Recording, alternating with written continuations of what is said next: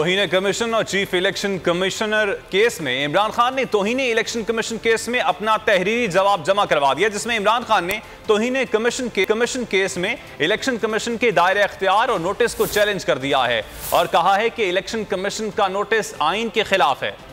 तौहीन commission और chief election commissioner case में इमरान खान ने तौहीन इलेक्शन कमीशन केस में अपना तहरीरी जवाब जमा करवा दिया, जिसमें इमरान खान ने तौहीन कमीशन केस में इलेक्शन कमीशन के दायरे अख्तियार और नोटिस को चैलेंज कर दिया है और कहा है कि इलेक्शन कमीशन का नोटिस आइन के खिलाफ है।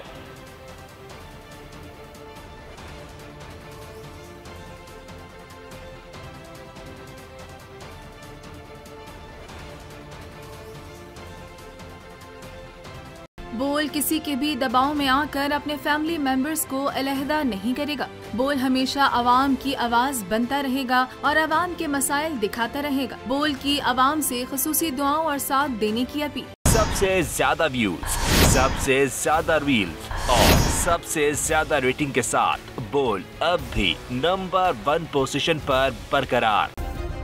सब्सक्राइब करें और बेल दबाएं ताकि कोई खबर रह न जाए।